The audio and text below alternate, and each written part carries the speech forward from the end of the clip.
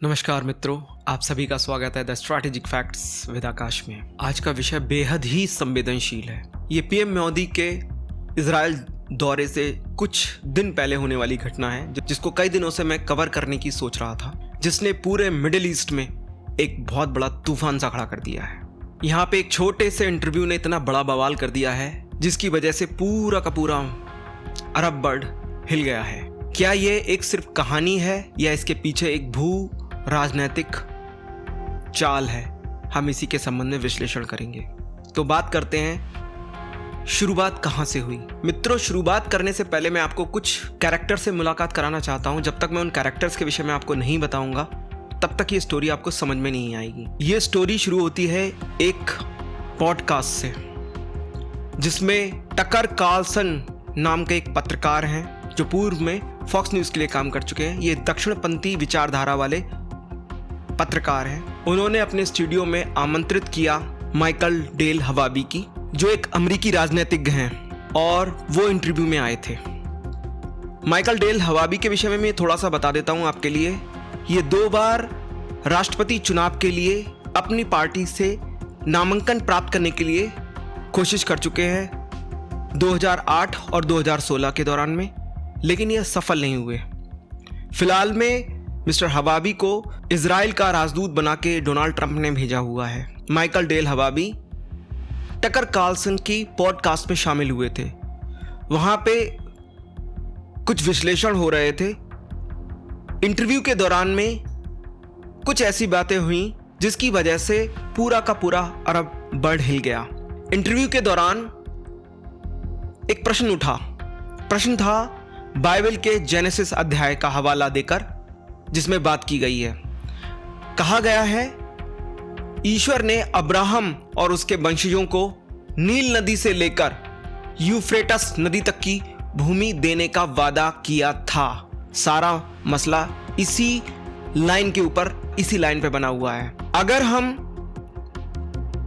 नील नदी से लेके यूफ्रेटस नदी तक के एरिया को देखें, उस क्षेत्र को देखें, तो उसमें कौन कौन से क्षेत्र शामिल होंगे, अब हम उनकी बात करते हैं। सबसे पहले इजराइल, फिर जॉर्डन, फिर सीरिया, लेबनान, इराक के हिस्से, सऊदी अरब के कुछ हिस्से।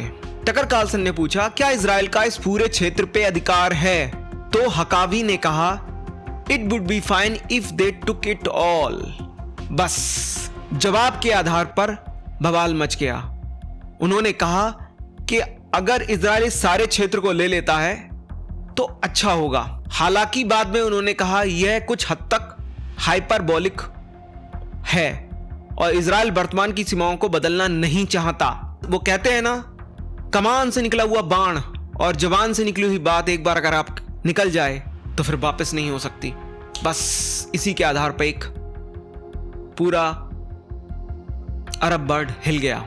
इस बयान के बाद 14 देशों के संयुक्त रूप से तीखी प्रतिक्रिया दी अरब और मुस्लिम वर्ल्ड के, जिसमें शामिल हैं यूएई, सऊदी अरब, मिस्र, Jordan, Qatar, Kuwait, Oman, Bahrain, Lebanon, Syria, तुर्की, पाकिस्तान, इंडोनेशिया और फिलिस्तीन। साथ ही 3 बड़े संगठन, Arab League, Gulf Cooperation Council, Organisation of Islamic Corporation, इन तीनों संगठनों की तरफ से भी बहुत तीखी प्रतिक्रिया हुई। इन सभी संगठनों ने कहा यह बयान खतरनाक और उकसावे की कार्रवाई करने वाला है। यह अंतर्राष्ट्रीय कानून और यूएन चार्टर का उल्लंघन है। वेस्ट बैंक या गाजा को मिलाने की किसी भी कोशिश को सिरे से खारिज किया जाता है। फिलिस्तीन के स्वतंत्र राज्य के समर्थन को दोहराया गया। इसे क्षेत्रीय शांति के लिए गंभीर खतरा बताया गया। और दोस्तों, इसी बीच प्रधानमंत्री नरेंद्र मोदी का इजराइल का दौरा हो रहा है 25 तारीख से। जब तक मेरी ये वीडियो रिलीज हो, शायद प्रधानमंत्री मोदी इजराइल पहुंच चुके हों। अब सवाल यहीं से शुरू होता है। भारत के संबंध इजराइल के साथ भी बहुत अच्छे हैं और अरब वर्ल्ड के देशों के साथ भी भारत के संबंध हैं। व्यापारिक संबंध भी हैं, राजनीतिक संबंध भी हैं।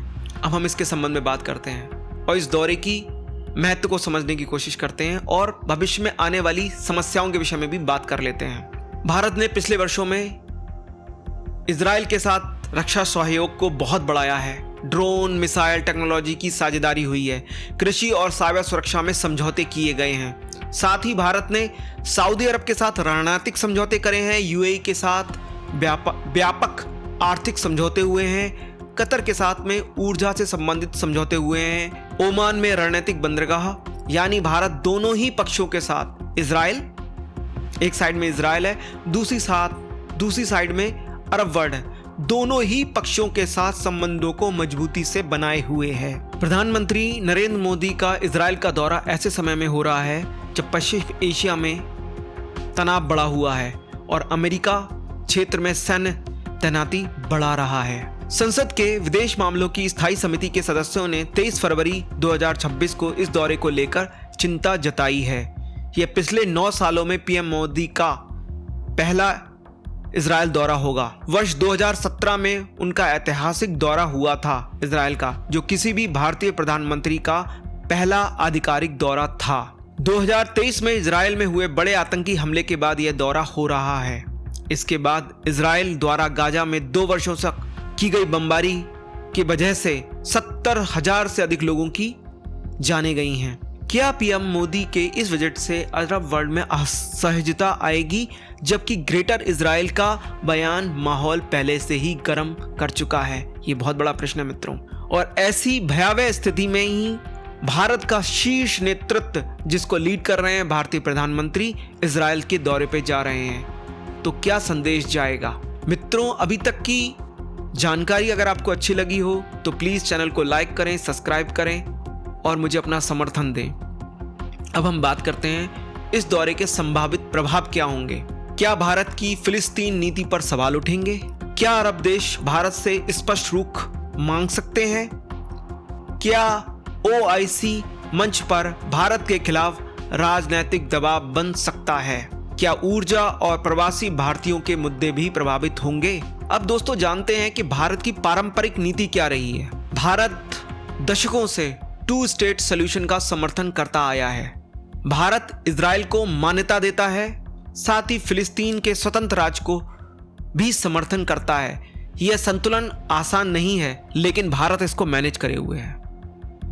अब बात करते हैं अमेरिकी राष्ट्रपति डोनाल्ड ट्रंप के रुख के संबंध में। वो पहले ही कह चुके हैं कि वेस्ट बैंक के औपचारिक विलय का समर्थन नहीं करेंगे, लेकिन अगर अमेरिकी राजनीति में कट्टरपंथी धार्मिक विचारों की आवाज तेज होती है तो क्या क्षेत्रीय संतुलन बिगड़ सकता है?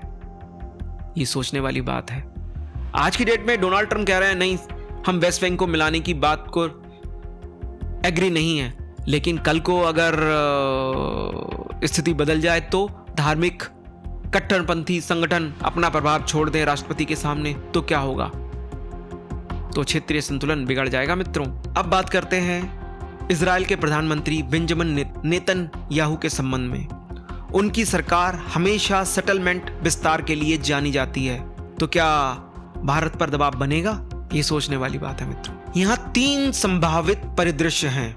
नंबर 1, भारत संतुलन बनाए रखे, मोदी इजराइल जाएं, लेकिन फिलिस्तीन समर्थन को दोहराएं और अरब देशों को भरोसा दें। नंबर 2, अरब देश सार्वजनिक बयान दें, OIC में भारत की स्थिति पर चर्चा हो सकती है।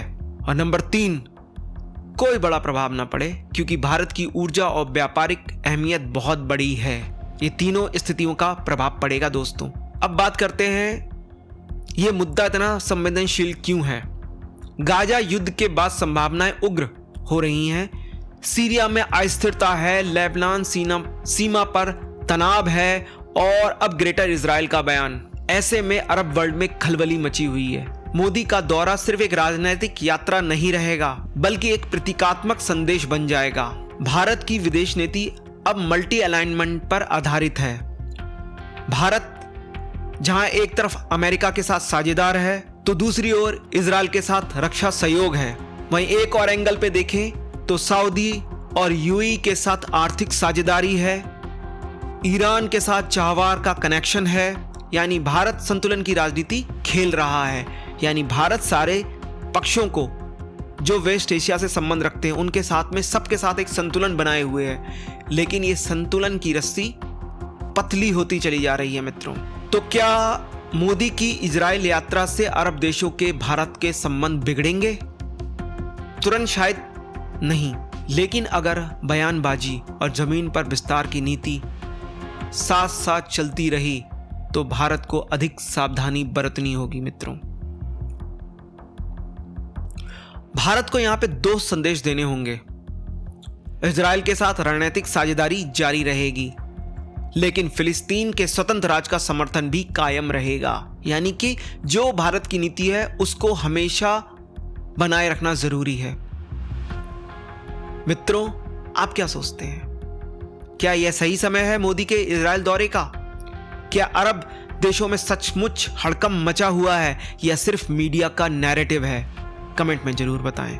अगर आपको यह विश्लेषण पसंद आया हो तो वीडियो को लाइक करें, शेयर करें और सब्सक्राइब करें the strategic facts with Akash.